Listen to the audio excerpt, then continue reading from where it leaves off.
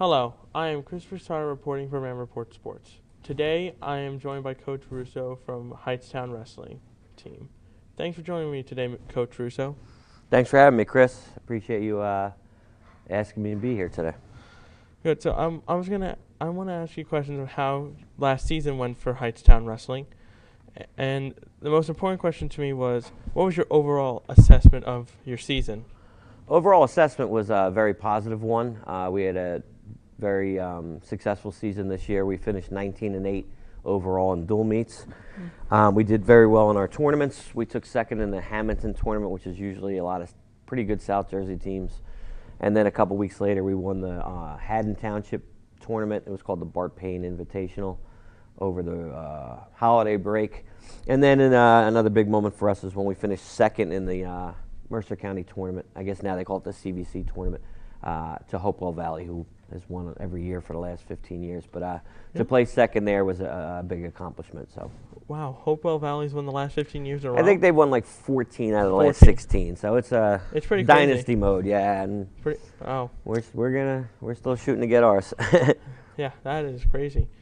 So, once again, I also would want to congratulate you on that season. You did very well over the year. Thank you. And 19 is still a very good record.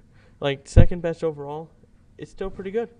Pretty good, yeah. And like I said, only 2 of those losses were in Mercer County, so 6 were out of conference. We try to go out of the conference and get some better competition. Wrestle teams like Howell, Monroe, Ocean Township, just to name a few. A lot of the Shore Conference teams, South Jersey teams, just to get some different faces and get a little tougher competition, so our kids be ready for the individual tournaments of the postseason. All right. Well, I think that brings me into my next question. Okay. What was the best part about last season, the 24-25 season?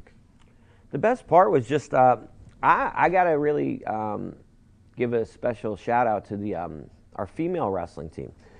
We've had wrestling here for 40-something years. Females were always allowed to join the wrestling team and do it with the boys, but now for the first time we had multiple girls stick through the season and wrestle in the county tournament and the region tournament, and we had our first state qualifier on the female side in Kira Reyes, which was amazing. So I think girls wrestling's here to stay as well. We had 9 girls at the end of the year, which is a success, and then hopefully people are watching this and signing up next year. Bring your friends out, try it. It's a great sport. There's a lot of scholarships out there afterwards for male and female, but especially a lot now for female. And that was cool. And then on the guys' front, again, I feel like any match we could have won, we did. It seemed like whatever our goal was for that day, we attained it, and we set realistic goals, but set them high. So we got guys to the regions, and we got Chris Croppenese down to Atlantic City for the state tournament, which is a huge success as well. And Chris did break the school record for wins for all time this year. So it was a lot of highlights and milestones this year that were accomplished by the team, boys and girls. How many wins did he have? He had, in his career, 132 wins. 132? Yes. Wow. Yeah. Well, congratulations to him. Yeah. But is this his final year? Is he a This is senior? his final year, yep. All right. And he will wrestle in college, and he loves wrestling, and he deserves those 132 wins because he wrestles all year round, and he loves it and works hard. All right. So that kind of brings me into my next question as well. Other than him, who were the other top performers on the team this year? Okay, yeah, with Chris. Our other region qualifiers were, we had a freshman, Jordan Corzo, who had an amazing season for us. He took second in the Mercer County tournament and second in the district tournament as a freshman. That's pretty tough to do. Jacob Kramer, as a sophomore, was a region qualifier. Iker Reyes, as a junior, was also a region qualifier. Senior Sam Lohaus, I believe he did win a tournament earlier in the year, took second in many, and he went to the regions as well. And I'd also like to give a recognition to Chris Florian. Always a tough kid for us, places in every tournament, took third in the Mercer County tournament for the second year in a row, only as a sophomore. So this season was good, but the future looks bright as well. We're going to lose Crop and Sam and Caden and Neri, but we have a lot of kids in the program that are doing very well. That actually also answered my next question I was going to ask you. Who do you think is going to step up the next season for all those people that are leaving this year that are graduating? Right? Yeah, a lot of those guys. Like I said, Corzo, Florian, Kramer, Iker Reyes.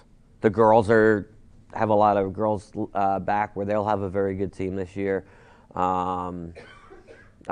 Just a lot of kids. Hopefully we get a couple kids again from Krebs.